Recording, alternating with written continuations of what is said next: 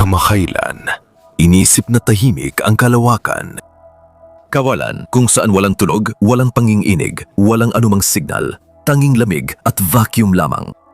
Paglabas ng mga sasakyang pangkalawakan sa solar system, may natuklasan silang bagay na hindi dapat umiiral. Mahina ngunit matatag na pang-ininig, mga-elektromagnetikong signal, at mga ingay na noong una ay di maipaliwanag ng mga siyentipiko. Kung dati akala natin na pagkatapos ng orbit ng Pluto ay puro walang laman na espasyo na lang, binasag na misyon ng Voyager ang paniniwalang yon. Dalawang magkaparehong aparato na inilunsad, 16 na araw. Ang pagitan ay biglang nagbago sa pananaw natin sa interstellar na espasyo. Kamakailan, naniwala ang komunidad ng siyensya at mga tao na tahimik lang ang interstellar na espasyo. Siguradong wala kang maririnig na kahit anong tunog doon. Pero sa mga pinakawaling misyon sa kalawakan, napag-alaman na hindi pala ito totoo. Pakinggan nyo lang kung anong mga tunog ang naitala ng aparatang Voyager 1 sa kalawakan.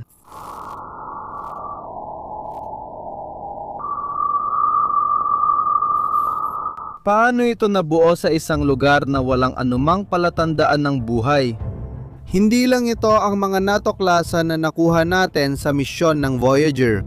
Bago ito, nadiskubre ng Voyager 2 ang datos na nagpariting sa mga siyentipiko tungkol sa matagal nang tinatanggap na datos hinggil sa densidad ng interstellar na kalawakan.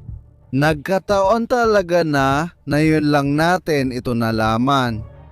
Ano nga ba talaga ang Voyager 1 at Voyager 2? Ano ang pinagkaiba nila? Alin sa Voyager ang mas nakatulong sa pandaigdigang agham? Ang orihinal na misyon ng mga spacecraft na ito ay padaralan ng 4 na pinakamalalaking planeta ng ating sistema, partikular ang Neptune, Uranus, Saturn at Jupiter. Ayon sa mga siyentipiko ng NASA, sa ikalawang kalahati na ika-20 siglo, ang mga celestial na katawan ay dapat nasa posisyon kung saan makakatulong ang grabidad sa pagpapabilis ng mga Voyager. Kung inilunsad sila ng masyadong maaga o masyadong huli, maaaring ituring na bigo ang misyon. Mahalagang hindi magkamali sa takdang oras dahil aabutin ng 176 na taon bago magbalik ang mga planeta sa parehong posisyon. Kung nabigo ang misyon, wala sana tayong mga naitalang tunog mula sa kalawakan o mga natatanging larawan ng mga higanteng planeta ngayon. Ano nga ba ang pinagkaiba ng isang aparato sa isa pa? Sa mga katangian, pareho talaga sila. Ang haba ay 2.5 metro, halos 800 kilo ang bigat, may 16 na reaktibong makina at may kakayahang mag-imbak na impormasyon hanggang 67 megabytes.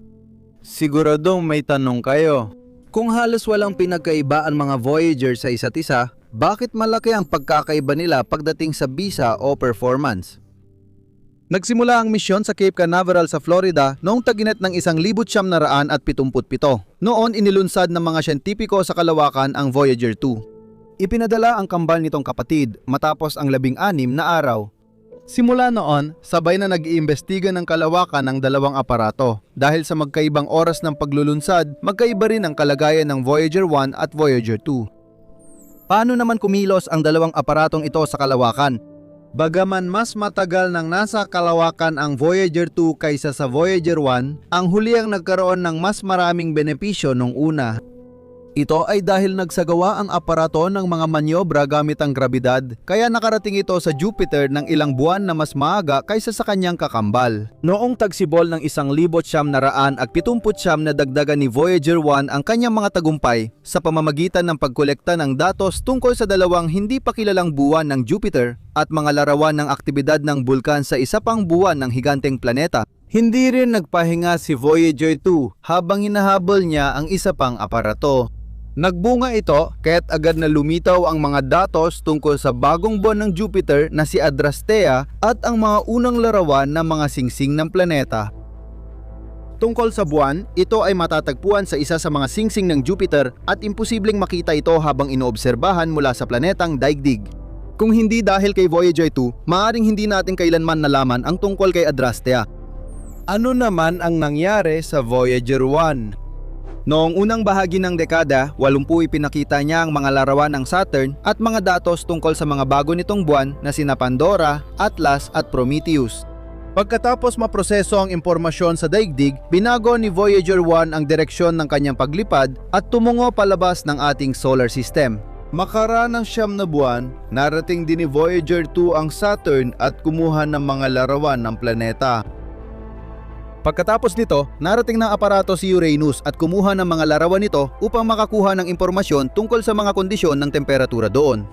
Dahil dito, nalaman natin na si Uranus ang may pinakamababang temperatura sa mga planeta ng solar system na halos 60 Kelvin o -214 na degree Celsius. Hindi doon tumigil si Voyager 2 at makalipas ang 3 taon, kinunan niya ng larawan si Neptune at naitala ang aktibidad ng mga bagyo sa timog na bahagi nito. Naging natatanging aparato ito na nakapag-aral ng 4 na planeta sa ating sistema. Dito, nahigitan ni Voyager 2 ang kanyang kakambal. Matapos mag-aral sa Neptune, itinigil niya ang paggana ng mga aparatong pang-record, tapos nagpatuloy sa pag-aaral ng kalawakan sa pagitan ng mga bituin. Bumalik tayo kay Voyager. Dapat din sana niyang itigil ang operasyon ng mga recording device, pero bago yon, habang nasa layong 6 na bilyong kilometro mula sa araw, noong Pebrero 14, 1970, kumuha siya ng larawan ng solar system na kilala bilang Family Portrait. At isa sa pinakasikat at kamanghamanghang larawan ay tinawag na maputlang asul na tuldo kung saan makikita ang ating planetang daigdig. Kaya parehong umalis sa solar system ang dalawang Voyager. Ano kaya ang naghihintay sa kanila sa labas nito? Muling nagtakda ng panibagong record si Voyager 1 bilang pinakamalayo mula sa daigdig na kagamitang gawa ng tao. Idagdag pa natin ang record na bilis na 17 kilometro bawat segundo. Sa ganitong mga katangyan, lumipad si Voyager 1 sa kabila ng sona ng solar wind at direktang napunta sa interstellar na kalawakan. Samantala, noong 2012, si Voyager 2 ang naging spacecraft na may pinakamahabang misyon sa kalawakan simula pa noong 1977. Noong 2018 nagsimula ang pinakakapanapanabik na parte. Pagkapasok ni Voyager 2 sa pagitan ng mga bituin, agad niyang naitala ang isang bagay na hindi maipaliwanag. Mula pa nung nasa paaralan tayo, sinasabi sa atin na sa kalawakan ay may ganap na katahimikan. Puro vacuum daw doon, pero iba palang totoo. Ang totoo, ang densidad ng solar wind ay humigit kumulang 10 particle sa bawat 1 kubikong sentimetro. Kapag tumawid ka sa gilid ng sistema ng araw, umaabot na sa 2,000 elektron ang densidad. Gayunpaman, nang si Voyager 2 ay nasa malayong distansya mula sa araw, halos 19 na bilyong kilometro, naitala ng mga sensor ang pagtaas ng densidad hanggang 0.12 elektron. Hindi pa matukoy ng mga siyentipiko ang eksaktong dahilan ng phenomenon na ito, ngunit maaari itong magbago kapag may bagong datos. Tingnan pa natin ng kaunti si Voyager 1. Lalo na't kasing interesante rin ang natuklasan nito. Pakinggan ang tunog na ito.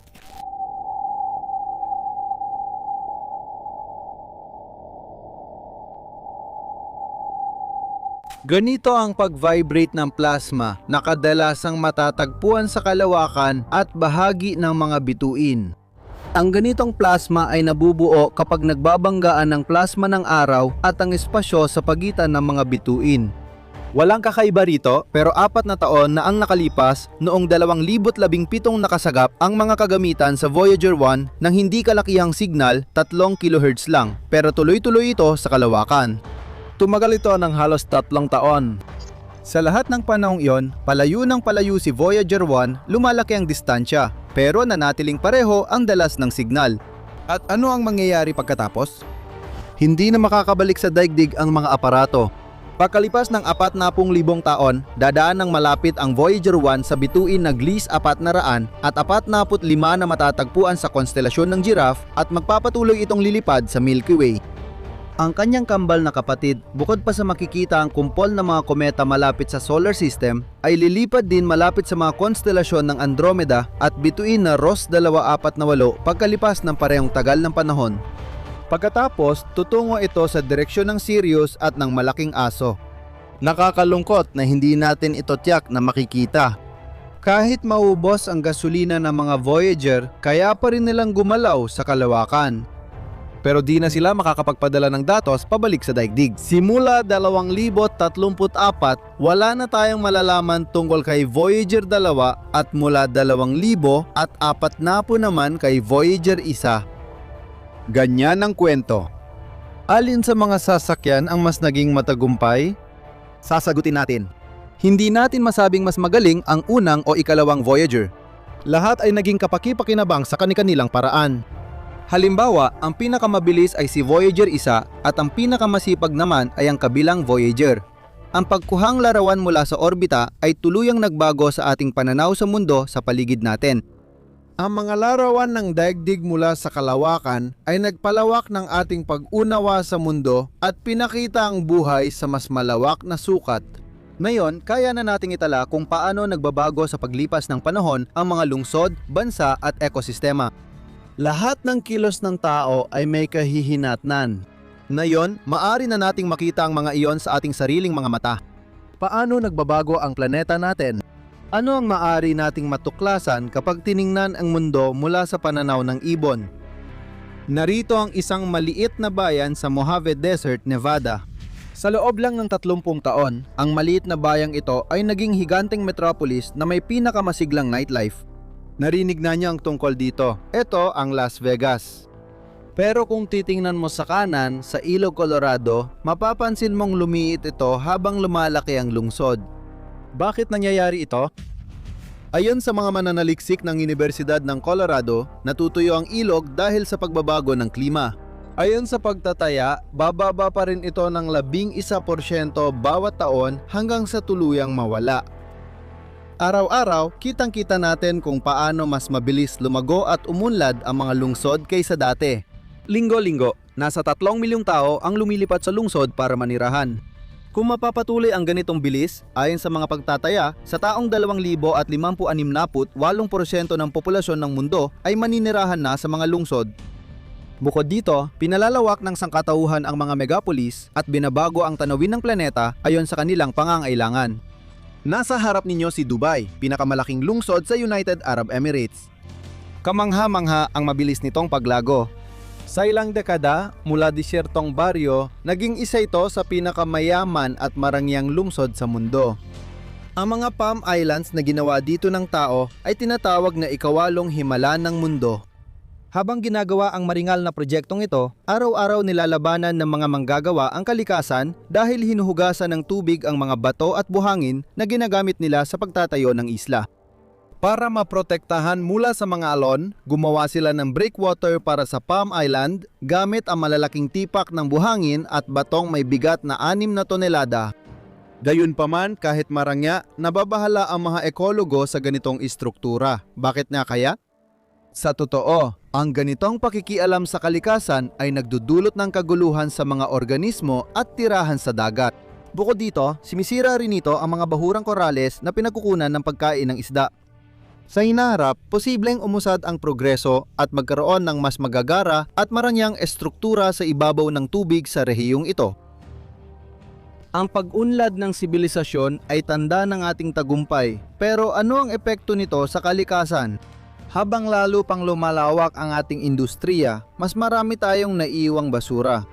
Sa kuhang ito, makikita ninyo ang pinakamalaking tambakan ng eroplano sa gitna ng disyerto ng Arizona. Dito, makikita ang mahigit 400,000 retiradong eroplano. Mahigit $35 bilyong ang kabuuang halaga ng lahat ng ari-arian dito. Dito kinunan ang mga pelikulang Transformers, Harley Davidson at Cowboy Marlboro. Dito sa Bangladesh, makikita ninyo ang sementeryo ng mga barko. Mahigit 20 kilometro ang haba nito sa baybayin. Kapag lumipat ka sa Kuwait at tiningnan mula sa kalawakan, parang kakaibang itim na mosaic ang lugar na ito. Ano nga ba ito? Nasa harap mo ang pinakamalaking tambakan ng gulong. Para mabuhay, sinasamantala natin ang lahat ng umiiral na likas na yaman. Nasa harap mo ang Chile. Sa lokal na kapatagang asin, lumilitaw ang mga asul na batik. Mga evaporation pond ito kung saan kinokolekta ang lithium para sa cellphone na baterya. At ito naman ang Alemanya. Dito, taon-taon lumalawak ang minahan na nagsusupply ng brown coal sa mga planta ng kuryente. Pero pinakamamalaking pinsala ay sa kagubatan. Bago pa umunlad ang sibilisasyon ng tao, may humigit kumulang 6 na trilyong puno. Sa ngayon, kalahati na ng mga puno sa planeta ang ating naputol at taon-taon ay may 10 bilyon pa tayong pinuputol. Bawat minuto, sinisira natin ang kagubatan na katumbas ng laki ng 40 football fields. Ayon sa datos ng National Space Research Agency ng Brazil, noong 2020 ang porsyento ng pagputol ng mga tropical na kagubatan sa Amazon ay naging pinakamataas sa nakalipas na 12 taon. Ang mga punong ito ang gumagawa ng 20% ng oxygen ng buong mundo. Ngunit ayon sa kasalukuyang datos, tuluyan na silang mawawala pagsapit ng 2050. Dumarating ang tulong mula sa mga satellite. Tumutulong silang bantayan ang kagubatan, mabilis matukoy ang ilegal na pagputol ng puno at agad makagawa ng aksyon. Kaunti lang ang nakakaalam, pero mahalaga ang mga puno sa atin dahil sinisipsip nila ang carbon dioxide mula sa ating mga industriya. Dahil sa patuloy na bawas ng mga puno, nasisira ang balanse ng ating atmosfera. Ito ang nagdudulot ng global warming at pagtaas ng temperatura sa ibabaw ng mundo. Ano ang nagiging resulta nito? Ang pinakakapansing epekto ng global warming ay ang pagkatunaw ng mga glacier. Ang temperatura sa Arctic ay tumaas na ng 2 beses. Makikita sa mga larawang ito ang pagbabago. At kung lilipat tayo sa Alaska, ngayon ang mga glacier dito ay natutunaw ng 100 beses na mas mabilis kaysa sa naunang inaasahan. Sa Greenland, umiinit na rin. Mas mabilis ng 7 na beses matunaw ang mga glacier ngayon kumpara noong dekada 90. Anong maaring epekto nito sa atin? Habang dumarami ang natutunaw na glacier, tumataas ang antas ng dagat. Ayon sa pinakabagong datos, ngayon ay tumataas ang antas ng dagat ng 3.6 mm bawat taon. Ito na ang pinakamabilis na pagtaas sa buong kasaysayan natin. Kung hindi babadal ang ganitong pagtaas at magpapatuloy ang pagtaas ng antas ng dagat, pagsapit ng 2050 ay haharap tayo sa malawakang pagbaha at nanganganib tayong mawalan ng 800 milyong tao. Malaking panganib ang hinaharap ng mga pamayanang nasa tabi ng dagat at karagatan. London, New York, Tokyo. Ito ang mga unang lugar na lulubog sa tubig. Ngunit hindi lang pagbaha ang problema ng global warming. Mga bagyo. Dahil sa mga satellite, kaya nating maagang masubaybayan ang kanilang daraanan at kung saan sila tatama. Sa mga nakaraang taon, tumaas ang bilang ng sakunang dulot ng bagyo. Naniniwala ang mga klimatologo na konektado ang pagdami ng bagyo sa pagtaas ng carbon dioxide sa atmosfera. Sabi nila, ang pagtaas ng taon ng temperatura ay nakaapekto sa sirkulasyon ng init sa atmosfera. Ang sobrang init na ito ang gumubuo ng mga bagyo. Ipinapakita nito na kung hindi natin lalabanan ang global warming, ang mapanirang epekto ng malalakas na bagyo ay tatama hindi lang sa baybayin, kundi pati sa malalayong rehiyon. Kasunod na problemang dulot ng global warming ay malawakang sunog sa kagubatan at bukirin. Sa mga kuha ng satellite sa gabi, makikita ninyo mismo kung bakit ito nangyayari. Bawat segundo, mga 50 kidlat ang tumatama sa mundo. Habang nagbabago ang klima, dumarami ang bilang ng mga ito at dumarami rin ang mga sunog na kanilang sanhi. Halimbawa, ang sunog sa Australia noong 2020 kung saan tinatayang 1 bilyong hayop ang namatay. Paano mapipigilan ang sakunang ito? Kailangan nating subaybayan agad ang mga ganitong sakuna mula sa kalawakan at mabilis na gumawa ng lahat ng kinakailangang hakbang. Kahit na naging laganap na ang mga sunog sa buong mundo, makikita natin mula sa mga larawan ng satellite ang kamanghamanghang kakayahan ng kalikasan na makabawi. Makikita sa mga larawang ito kung paano tumubo muli ang mga puno at naging luntian ulit ang nasunog na gubat sa loob ng 3 taon. Kayang makabawi ng kalikasan ng mag-isa. Mahalaga lang na itigil ang pagsira sa kalikasan. Nakakatuwang makita na kumikilos ng sangkatauhan. Ang mga proyektong pagpapanumbalik ng kagubatan ay muling bumubuhay sa mga nakalbong lugar. Halimbawa, sa loob ng 7 taon, nagawang gawing luntiang kagubatan ng Ethiopia ang dating tuyot na disyerto.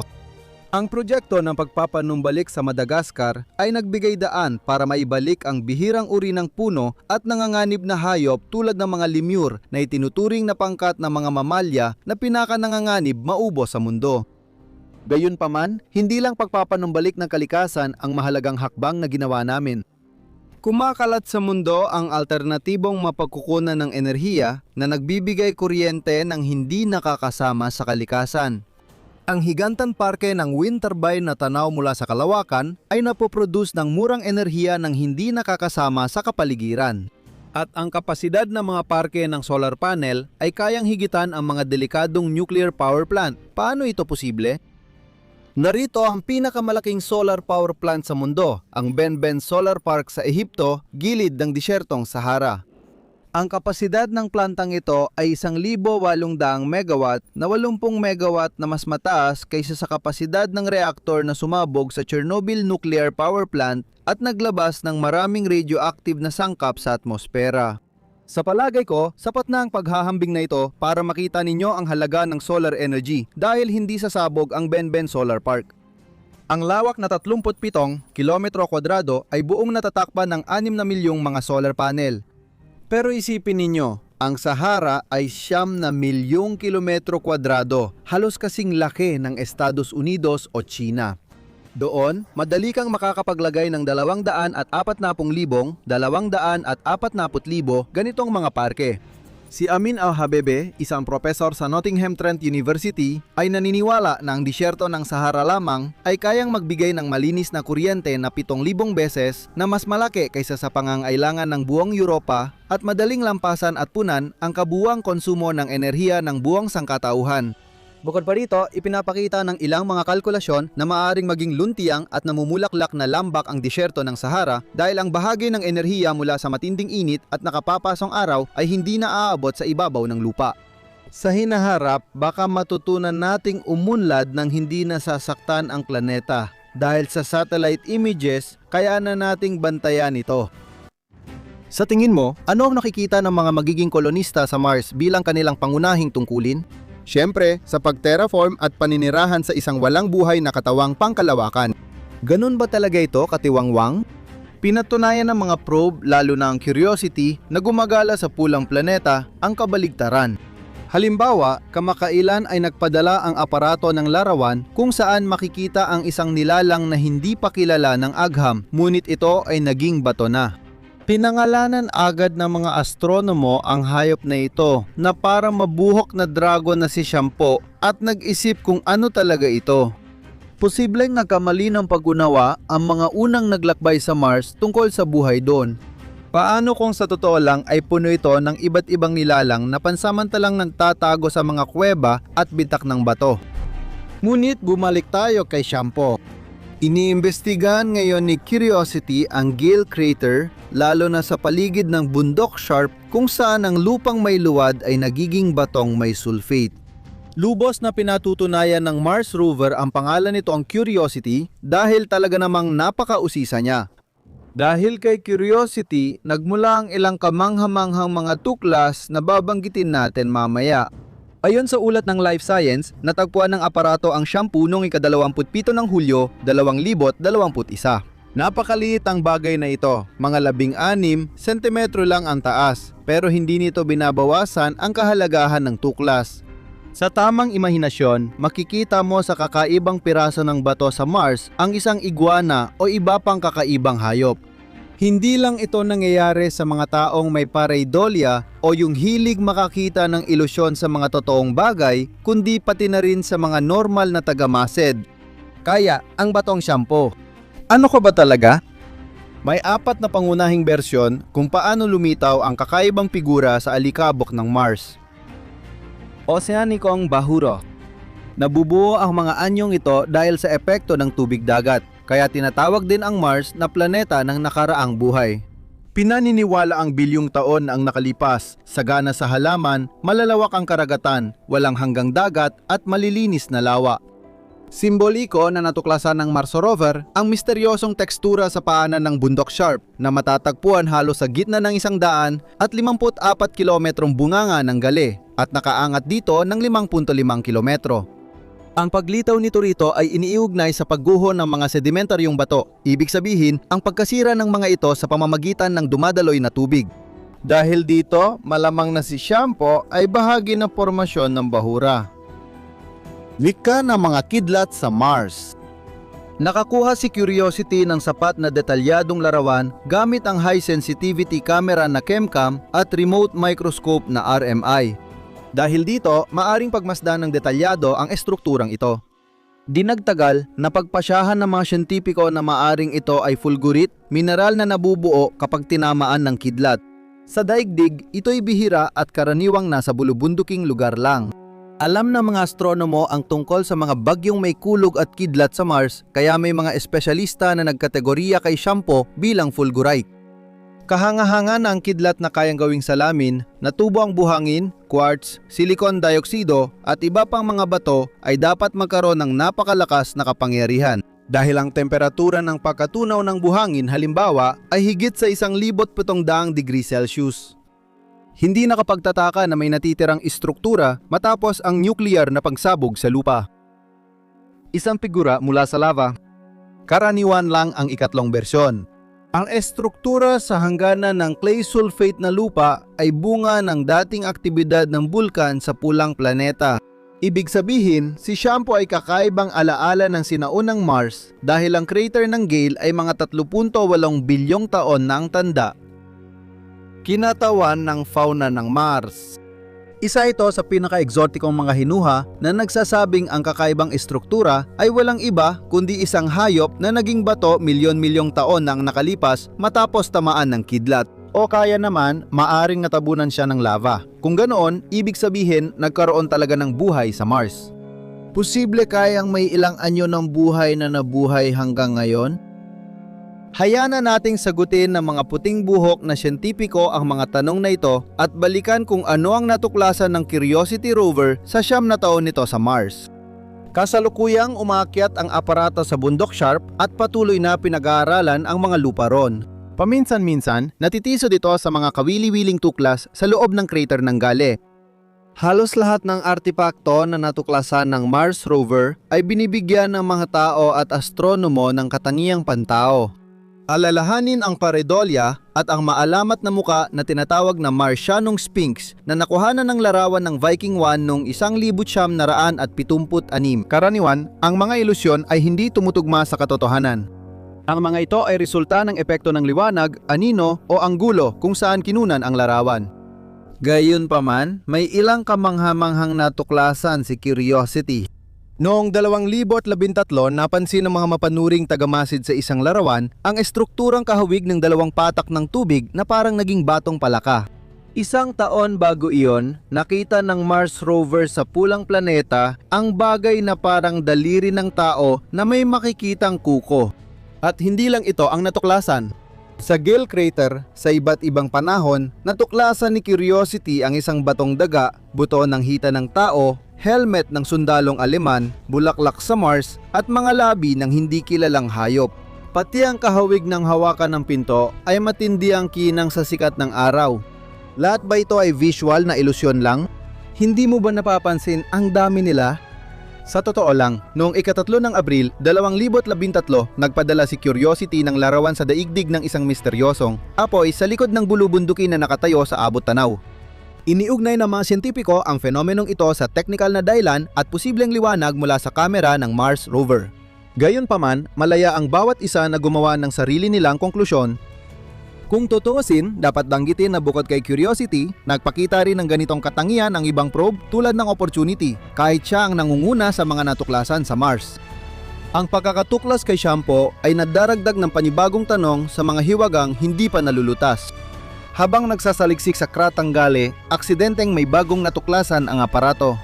Lumabas na ang mga lupang luwad kung saan natagpuan ang misteryosong karakter sa Mars ay mas hindi matatag kaysa sa dating akala. Ibig sabihin nito, ang mga bakas na mikrobiyong buhay na maaring umiral sa lugar na ito ay maaring nabura mula sa ibabaw ng Mars dahil sa aktibidad ng lupa.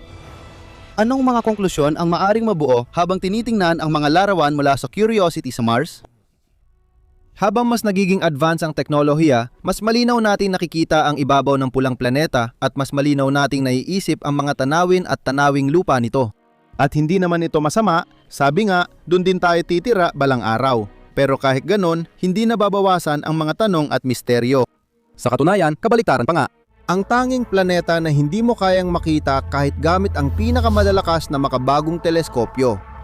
Akala ng sinaunang siyentipiko, sa ilalim ng makapal na ulap ay may masukal na gubat na may nakakasulasok na hangin at tinitirhan ng mga kasuklam-suklam na nilalang na walang tigil na nagkakainan sa isa't isa. May tumutol at naniniwalang may namumulaklak na paraisong palumpong, saganang dagat at ilog na puno ng isda at masarapang klima. May ilang manunulat ng siyensyang piksyon na nag-isip ng isang napakalaking dagat na nag-iisa sa planeta. Ngunit winasap ng makabagong agham ang lahat ng hypothesis na ito. Ano nga ba ang itinatago ng planetang ito? Ano ang kasalukuyang kapalaran nito? Dito tayo magbabakasyon sa pinakamalapit na kapitbahay, si Venus. Ngunit hindi ito magiging bagong tirahan ng tao, kundi isa talagang impyerno. Pero isa-isa nating pag-usapan ang lahat. Ang planeta na ipinangalan sa Romanong Diyosa ng Pag-ibig, nag-iisang may pangalang pambabae sa solar system, ay pinakamalapit sa daigdig ng 40 milyong kilometro at pinakamaliwanag sa langit kasunod ng buwan. Sa ilang kaso, pwede mo pa rin siyang makita sa araw. Dahil sa kakaibang kakayahan ni Venus na sumalamin sa liwanag ng araw na tinutulungan ng 85 kilometer kapal ng atmosfera nito, 100 beses na mas makapal kaysa sa daigdig. Ang isang taon sa Venus ay tumatagal ng 200 at 225 araw sa daigdig, habang ang pag-ikot nito sa sarili nitong axis ay umaabot ng 200 at 243 araw sa daigdig. Mas mahaba ang isang araw sa Venus kaysa sa taon nito. Umiikot ang planeta sa kabaliktarang direksyon, kaya't kahawig ito ng Uranus at Pluto. Pero perpendicular ang axis nito sa orbit, di tulad ng dalawang katawang celeste na parang nakahiga sa tagiliran. Halos kasing laki ng daigdig ang Venus, ngunit dahil sa mabagal na pag-ikot nito, wala itong magnetic field. Gayon din, mag-isa lang itong umiikot sa orbit at walang kasamang buwan. Ang atmosfera ng Venus ay binubuo ng 96% carbon dioxide at may kaunting halong nitrogen, argon at helium, habang ang mga ulap nito ay gawa sa purong sulfuric acid. Hindi malilimutan ng turistang taga-daigdig ang bakasyon sa Venus, ngunit hindi na siya makakabalik sa kanilang tahanan. Maraming probe ang ipinadala sa ating misteryosong kapitbahay, ngunit marami ring misyon ang hindi natuloy o nabigo. May mga aparatong nagtagumpay magpadala ng datos, kaya nalaman ng mga taga-daigdig ang maraming lihim ng Venus. Para makapagpahinga ng maayos sa Venus, kailangan isaalang-alang ng tao na hindi siya makakaraos ng walang espesyal na hermetikong kasuotan. Sa kasamaang palad, hindi pa ito naiimbento sa daigdig dahil sa Venus natutunaw patitingga sa halos 500 degree ang init. Walang saysay din na magdala ng probe dahil ang mga ulan ng sulfuric acid ay sisirain din ito. Bumabalik sa usapan tungkol sa spacesuit, dapat tandaan na kailangan nitong kayanin ang presyon na 72 na beses na mas mataas kaysa sa presyon sa daigdig, katulad ng presyon sa 1 kilometro ang lalim sa ilalim ng dagat. Hindi inirerekomenda ang bakasyon sa Venus para sa mga may mataas na presyon ng dugo. Pero kahit ang ordinaryong turista na gustong sumilip sa kailaliman ng Diana Canyon sa Venus, dapat mag-ingat dahil ang presyon doon ay 119 beses na mas mataas kaysa sa daigdig.